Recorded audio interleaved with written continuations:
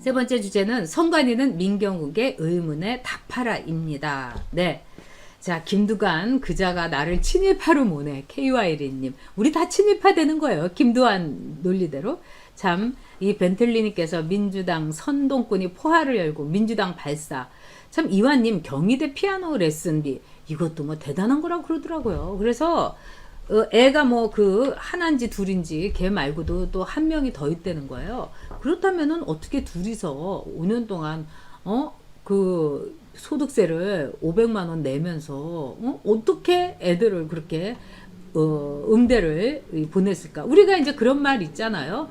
그 한 방에 망하려면 국회의원 선거에 나가고 천천히 망하고 싶으면 아이들에게 예능을 시켜라. 바로 그 예능을 시켰던 거죠. 근데 망하지도 않고요. 네, 놀랍습니다. 네, 자, 이근님께서 해방 이후 75년 이제 와서 무슨 항일 반일.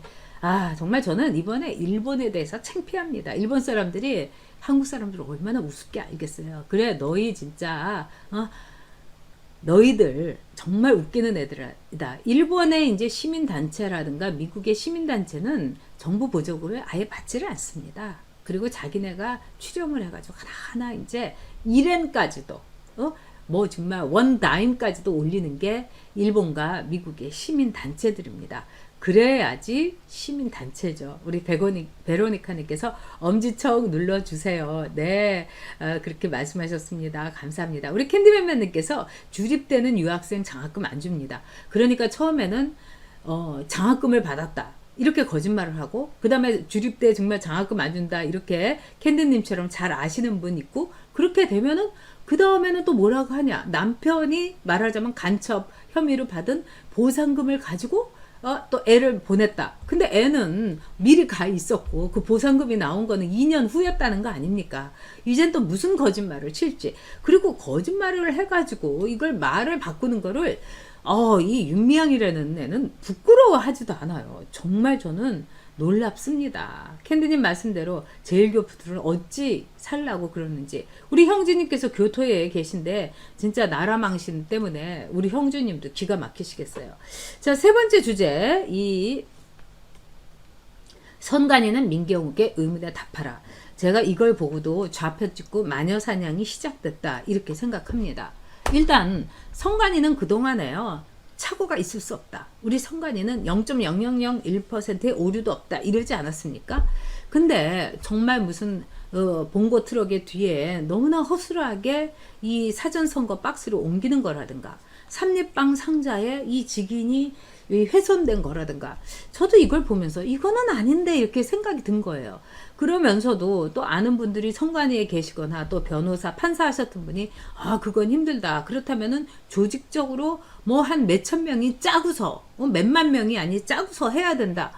이러면은 그런 것도 갖고 참 섣불리 얘기하기도 힘들었는데 어저께 이 민경욱 지금도 의원이죠. 의원이 6장에 말하자면 투표용지에 대해서 얘기를 했어요.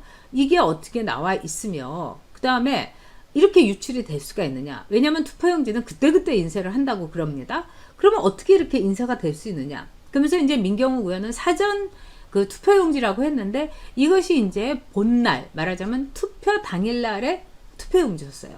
근데 다 좋다 이겁니다. 뭐 이게 사전선거가 아니고 본 당일에 투표날 당일에 투표용지라도 좋다는데 일단 선관위는요. 이 투표용지가 어떻게 해서 유출되는 거에 대해서 선관위는 밝혀야 될 의무가 있는 거예요. 이건 있을 수 없는 일 아닙니까? 그러니까 선관위에서는 이게 유출됐다. 불법 유출됐다. 이러면서 대검에다가 수사 의뢰를 했어요. 잘된 일이라고 생각합니다. 일단 이 문제에 대해서 검찰이 수사할 필요가 있습니다. 그런 점에서 우리 민경욱 의원이 그 단초를 마련했다는 거 저는 굉장히 중요하다고 생각합니다. 그 다음에 두 번째, 제가 이 돌아가는 걸 보니까 일단 오마이를 비롯해가지고 뭐 한겨레라든가 뭐 이런 데서 막 벌떼같이 달려들어서 민경욱이가 이 투표용지를 훔치게 사주를 했다. 그러니까 민경욱이는 투표용지 말하자면은 이 도둑이다. 이런 식으로 막 몰아가고 있습니다. 오늘 뭐 오마이뉴스에서 올린 그 뉴스라든가 이런 걸 보면서 제가 와 얘네들이 또 이제 좌표를 찍고서 마녀사냥을 시작했구나 이런 생각이 듭니다.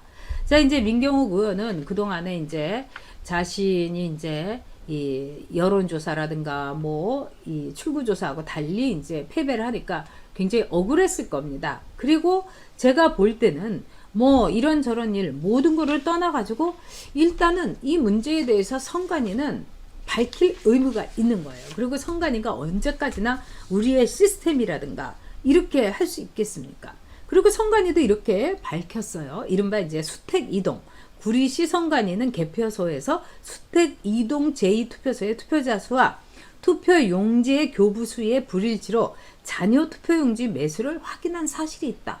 이거 자체로도 선관위에 굉장히 큰 잘못이며 오류며 문제 아니겠습니까? 그렇다면 선관위는 여기에 대해서요 밝혀야 되는 거예요. 그러면서 선관위는 뭐라고 하느냐, 이 잔여 투표 용지 등 선거관계 서류가 들어가 있는 선거 가방을 개표소 안에 있는 체력 단련실에 임시 보관했으나 누군가 탈취한 것으로 추정하고 있다. 이거 놀랍지 않습니까, 여러분? 아니 어떻게 이렇게 선거관계 서류, 잔여 투표용지 이렇게 대단한 것을 공직선거에 엄청난 중요한 거를 개표소 안에 체력 단련실에 임시 보관? 저는 여기에 완전히 뚜껑이 열리더라고요. 어떻게 이렇게 허술하게 보관할 수 있습니까? 그렇다면은요 사전선거 투표용지도 이런 식으로 보관을 했으면은 얼마든지 유출할 수 있는 거고, 누가 어디서 정말 뭐 수만 명이 여기에 걸려야 된다 이런 말 이전에 어디에 보관하고 있다는 거를 한두 명만 알고서 딱 난짝 들어다가 빵빵빵빵 찍었으면은 되는 거 아닙니까? 아무리 차명진이가 국민들에게 막말을 해가지고 보수에게 등을 돌리게 했다, 그거 다 우리가 100% 받아들이자고요. 그렇다고 하더라도 이번 선거는 저는 심판 선거라고 분명히 생각했습니다. 저 문재인의 잘하는 일 하나도 없고 나라를 개판으로 만들고 경제를 저렇게 쑥대밭으로 만든 거에 대해서 심판 선거를 할 거라고 전 생각을 했어요. 그리고 이제까지 우리 유권자들은 잘못한 정권에 대해서 심판을 안 한 적이 없어요. 반드시 심판했어요. 근데 이번은 심판 선거가 아니라 저 권력을 갖지도 못했고 권력을 집행하지도 못했고 권력을 누리지도 못했던 야당을 심판한다? 저는 그게 너무 쇼크였고 전 힘이 빠져가지고, 여러분도 마찬가지였지만 저는 그냥 이 후배 그 기자들이 미리 이제 그 사전 뭐 이렇게 이 출구 조사 이런 걸 하면서 폭망했대요 이런 게 들어가고 제가 기운이 너무 빠져가지고요, 그냥 3시부터야 저 완전히 침대에 이렇게 붙어가지고요 그냥 이 휴대폰만 보고 있어요. 그래가지고 다음날 그냥 아침까지 제가 그대로 있었어요. 불도 안 켜고. 그러니까 저희 어머니가 제 방에 들어오셔갖고 야 너 왜 아프냐, 밥도 안 먹고 불도 안 켜고. 아니라고, 저 좀 가만히 놔달라고 저희 어머니한테 그랬어요. 그 이유는 뭐냐, 심판 선거였는데 이게 심판 선거가 안 됐다는 게 전 너무 믿어지지가 않아서입니다.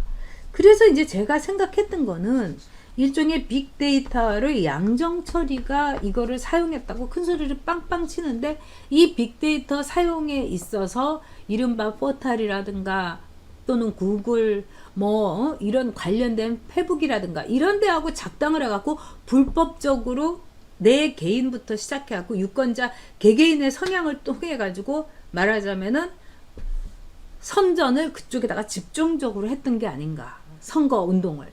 그것도 불법인 거죠. 저는 그 가능성이 참 강력하다. 그래서 스윙보터들 왔다 갔다 하는 사람들에게 얘네들이 장난을 쳤다, 불법 선거운동을 했다 하는데 저는 좀 놀랬습니다. 잔여 투표용지 등 선거관계 서류가 들어가 있는 선거 가방을 개표소 안에 체력 단련실에 임시 보관했다. 이걸 탈취한 걸로 본다. 아니 어떻게 임시 보관을 할 수가 있습니까? 아니 우리도 예를 들면 집문서 같은 거 저도 조그만 이 금고가 있지만 거기다가 집어넣어놔요. 우리 집에 뭐 오는 사람도 별로 없는데도 어떻게 이거를 체련실 안에 임시 보관할 수가 있습니까?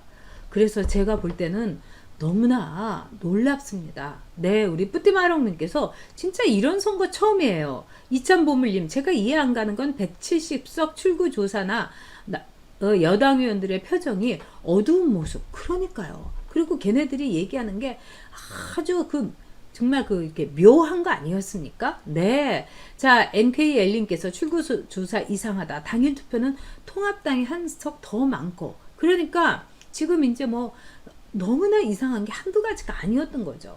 그리고 기자들이 지금 폭망했다고 저한테 기자 후배들이 얘기를 해줬는데 그 당시에 출구조사에서 왜 그런 식으로 폭망했다는 식으로 말하자면 뉴스가 나오기 시작했고 이게 있을까? 저는 그것도 너무 이상해요.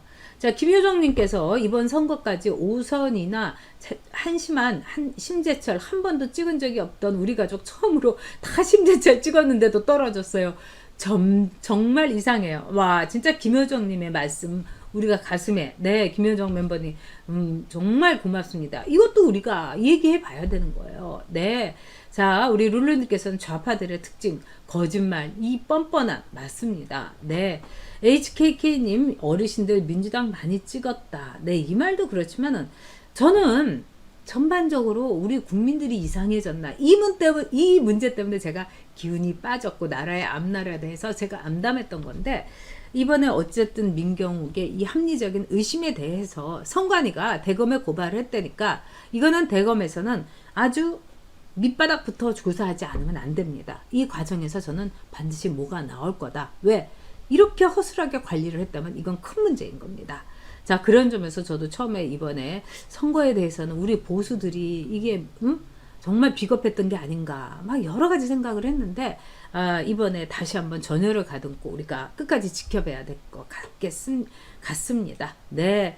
자, 우리 뿌뿌님 다 김주희님 이번 선거는 이상해도 너무 이상하다. 네. 신흥 랜더스 원시티님 자주 댓글 아주 촌철살인 댓글 올려주시는데 통합당 승리. 그런데 그때 출구조사 이건 이상한데 맞습니다. 출구조사에는 사전 투표가 들어가지 않았는데 어떻게 해서 폭망했다는 그 소문이 쫙 언론계에도 돌았을까? 그것도 저도 정말 미스테리입니다. 정말 이번 선거는 한마디로 미스테리다. 네, 우리 금주님께서 드림 등급이 돼주셨습니다. 유금주 멤버님 정말 감사드립니다. 자, 진짜 통합당 차원에서 싸워야 될 것 같은데 이 통합당 의원들 골프 치러 부산에인지 나경원 의원을 비롯해서 간다니 지금 정신들이 있는 건지 진짜 저는 기가 막혀요. 진중권도 불러가지고 이야기를 듣는다. 아니 진중권 얘기 들을 필요가 뭐가 있어요? 지금 답이 없어서 정말 뭐가 뭔지 몰라갖고 진중권을 부르겠다는 겁니까? 차라리 무슨 방송국에서 진중권이 나오는 토론 프로에 있으면은 다 나와서 막 장렬하게 싸우고 붙어가지고 한번 하면 됐지. 토론 프로에서 통합당 의원 안 나온다는 거 아니에요. 응? 나오라고 그러면 다 안 나간다고 해서 텔레비에 나오는 게 너무너무 좋은 엄마 나 텔레비에 나왔어. 텔레비에 내가 나왔어요. 이래갖고 허나 같은 이채이기 같은 입도 뻥끗 못하고 민주당 의원이 뭐라고 그러면 고개만 끄덕이면서 맞네요. 이런 사람들 내보내게 하는 TV 토론 프로나 나가지. 진중권이니 좌파들 불러가지고 얘기 들으면 답이 나옵니까? 왜? 진중권이 좌파 진영에서 저렇게 좌파를 비난하는 건 뭡니까? 정의당에 대한 애정 때문이에요. 순정 좌파에 대한 믿음 때문이에요. 근데 애정도 없는 사람의 얘기를 들어서 뭐합니까? 진짜 정말 골프 치러 간다는 것처럼 진짜 답답한 겁니다.